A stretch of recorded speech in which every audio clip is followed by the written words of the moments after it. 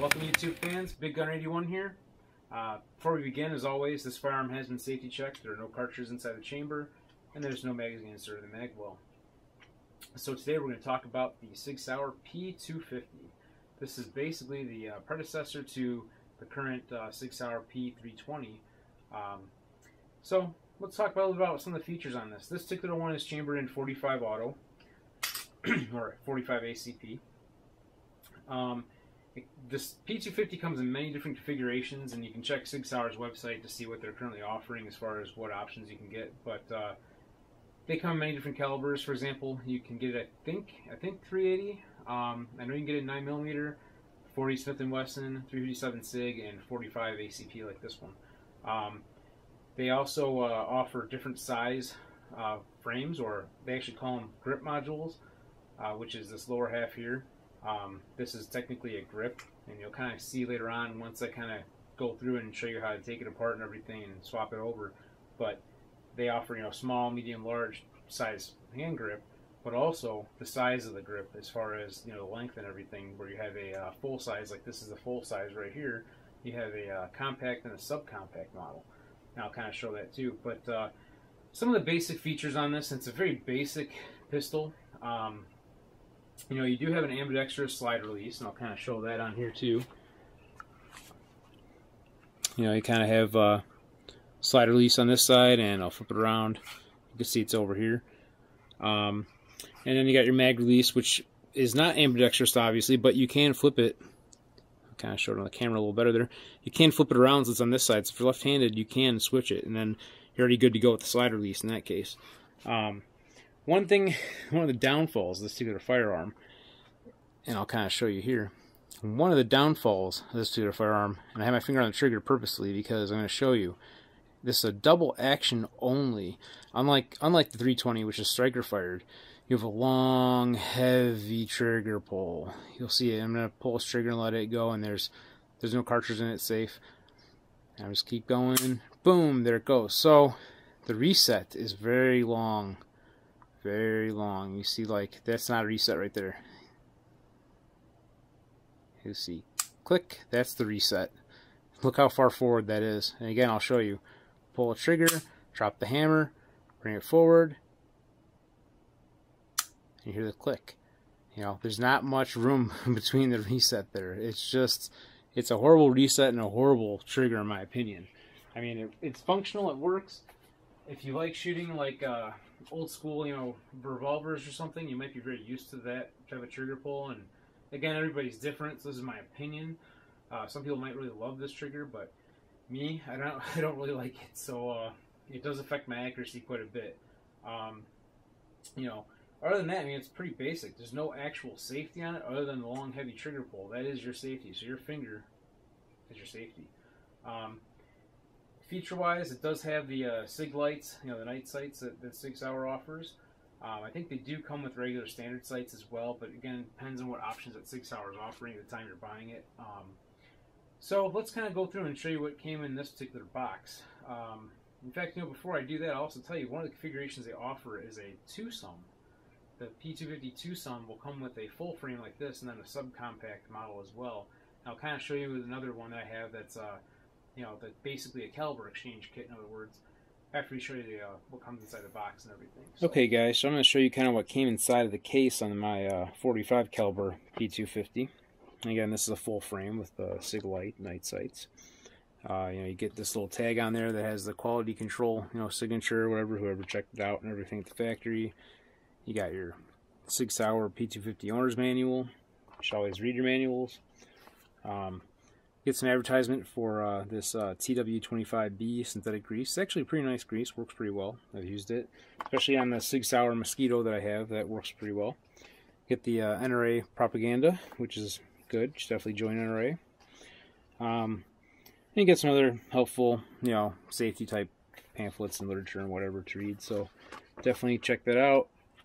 Then you got your full frame P250 here. And this one, like I said, came only with one 10-round magazine. I'm kind of disappointed because when I was purchasing it, I was under the impression it was coming with two from the company that sold me them. But, oh well, of course, to give you some samples of the TW25B compound for lubricating your P250 and everything. So again, it's a very basic pistol. Would I say it's a good one for starting out with? It might be if you like a double action only, heavy long trigger pull, and that is the biggest downfall of this. But it's very basic as far as there's not a lot of controls on it, not a lot of things to kind of screw you up when you're just starting out, so it's not necessarily bad in that respect, because all you got is your slide release, you know, on your trigger and your takedown lever. So, you know, it's not a bad firearm overall. It's a decent quality firearm, but I'm not going to give it a real high rating because it is a lower end Sig Sauer model, and the long heavy trigger pull really just takes away a lot from this. So I'm not a big fan, really, honestly, of the P250, even though I do own one. The cool selling point of it was the you know, optional modularity with the caliber exchange kits and everything. But looking back when I was purchasing this, for example, the P226 has many options as well as far as, you know, calibers. You can buy different slides and everything for it. Now, price-wise, I want to say, and again, this is just going off my memory because I don't have any set prices for the stuff that I can recall, but the caliber exchange kits are less money, I think, for the P250 than the 226. And so anyhow, I'm going to kind of show you what they consider the actual firearm and how to change between one setup and another. This does, like I said, the benefit is the modularity of the whole frame, because again, you know, P226, the one downside is, yeah, you can't really change the size of the firearm. You're only able to change the caliber. Something I wasn't really considering when I was mentioning that just now, but that is a very valid point too, that with the P226, you're stuck with the full frame all the time, as where with the P250, you can go between a full frame and a subcompact frame. So anyhow, I'm going to show you how to swap these over then. So here's a quick little side-by-side. This is the 45 caliber full frame, and this is basically a caliber exchange kit. This is not even a full pistol. You notice there's no trigger in here. On here you can kind of see the serial number through the little window that they put inside the grip module. You know, there's no takedown lever or anything like that, but this is a subcompact 9mm version, and that particular one comes with standard with a anyhow, we're going to kind of explain the difference here and how to change between the two and everything. You can see obviously the slide length is smaller and everything, but you know, this is what it looks like kind of on the inside of the grip module. It's just a plastic molded grip, but it's also kind of like a frame in the sense that you have the rest of the, you know, housing that holds the trigger assembly, and of course like your trigger guard and all that stuff. It's all one unit. You can also see too that here's the mag release on here. As I was saying, like you can switch them over left to right. You can kind of maybe see this a little better here, but this little, you know, can't remember how to change this over, but it's not real difficult from my memory. You know, basically the same size, same shape on this side as on this side. You basically just flip this thing around and have a mag release on the left-handed setup. So then you got your full slide. Everything, you know, slides all totally complete slide. There's nothing missing there. So the only two real main components you're switching over, and I'll kind of take this apart. First, you pull the slide, or actually push the slide back, I'm sorry. Pull the slide back, or pull it back, push it back, whatever. Flip this takedown lever, which this one might be kind of stiff because I haven't taken it apart in very much. It's a fairly new pistol, actually. So you flip it around like that. Now, when you let this side release down, this is going to go flying if you don't hold it. So, put your hand on it, like to hold the slide. Now, I'll kind of move it out of the way just so you can kind of see in this case. But again, this is unloaded and everything. I'm going to push down on the slide release. You'll see it slide forward, just like you're going to release it to load around. And I'm just going to slide it forward. So there you go. That's the whole assembly for the slide. And again, you know, to do a field strip, the recoil spring and you know, rod that comes off, barrel comes out. You know, it's pretty, you know, pretty self-explanatory there. I'm sure there's a, you know, video out there on how to clean it and everything. I'm probably not going to do one on this one unless I get bored. I might just make one. But anyhow, so now that I've removed that slide, we still have what's called the fire control group. This, you know, like goldish silver looking, you know, frame inside of the grip module, that is your fire control group. That is what they consider your actual firearm. That's the part that you can't just, you know, buy off the shelf. Everything else, you know, you can buy off the shelf. Like this whole assembly, you can buy that without a background check because it's not a firearm. You can't fire this without having a trigger assembly. So you basically wiggle this takedown pin out. It might take a little bit of effort, depending on how tight it is and how new it is, but that one wasn't too bad. So once I've got that takedown pin out, as you can see, we're going to remove this fire control group, and this is the actual firearm inside here. This section right here, that's what they consider the firearm. It's the actual serialized piece. Serial number you can kind of see through this little window in the plastic here. It's a little bit of a trick to get this out. It's not real hard, but first couple times you do it, you will have to get a little, you know, you'll see you need a little practice with it. You kind of push it forward a little bit to kind of pull it out. There's kind of like a little like slot or something in the bottom here where it kind of clicks into almost. And then you kind of have to kind of grab the rails in the front here, these two little rails on the sides, and I just kind of lift it up. Well, the next trick is, let's come forward a little more. You have to kind of pull this trigger back while holding the hammer. I'll probably switch hands to do that, to kind of show that, but it kind of goes a little something like that, but anyhow, just kind of pulls out of there. You have to play around with it a little bit. Be careful not to lose this spring. I don't know if Sig Sauer will sell that to you separately or not, but they do pop off sometimes when you get it out because of the way it's shaped inside there. But this is the actual firearm. You can disassemble this if you want and clean it a little further, but most of the time I just clean it without totally disassembling it. I have done that a couple times though, just to clean it real well. So as you can see, that's the full frame.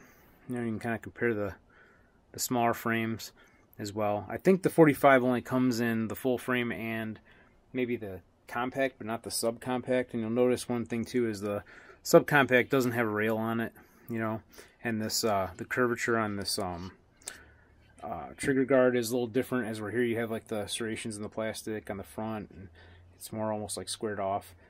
It's a little different, but anyhow, so now if I want to switch over to my carry gun, for example, and this isn't necessarily what I carry, but it's an option. You're going to kind of do the reverse process. And kind of takes a little bit of playing around with, but kind of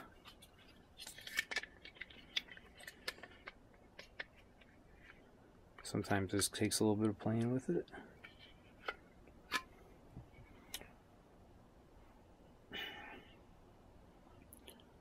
So now we'll do the reverse process and go ahead and install this into our subcompact frame. And I'm kind of just sitting it down there, and I'm going to pull this hammer back. See if we can get this down into there. Sorry, I took it off camera there, but basically sometimes you have to manipulate the hammer back a little bit. As you see, it's a little dirty still. My hand's a little dirty. I haven't cleaned it lately, so basically seat it back in there like so. Install the takedown pin or the takedown lever, whatever you want to call it. Kind of goes right in there. I'll flip it so it's down like so. Now we're going to install the slide back on there. I'll kind of turn this sideways actually. Just going to run them right onto, you see the two rails in the front here. There's two rails in the front and then there's the two in the back. Not a whole lot of rails on the actual firearm portion of it. So I'm going to pull the slide back, set the slide release, flip the takedown lever like so, then we're going to test it out. And you're going to see when I release the slide, we don't want the slide to go flying across the room, but there you go. It's all good to go now. Now we have a 9mm, and this is an empty magazine. Kind of show you, slide locks back in the magazine. So that is, 13 round 9mm P250 basically in my hand there. So you have so many different options and what you can do with this. Now, the P320 is very similar, but the downfall is for those of us that bought the 250 and don't like the long, heavy trigger pull, you can't really buy a kit to change over to that striker fired. I mean, if you bought a caliber exchange kit with the slide for the striker fired, it's not going to work with this fire control group, because the fire control group has a hammer. It's just not going to work. And it's unfortunate that there isn't a kit, but pretty much if you're going to try to do a conversion like that, you're buying the whole firearm anyway, because you're going to buy a slide and you're going to buy the fire control group for the P320. I've heard the grip modules will interchange. I've also heard the magazines will interchange, but again, I have never confirmed this myself.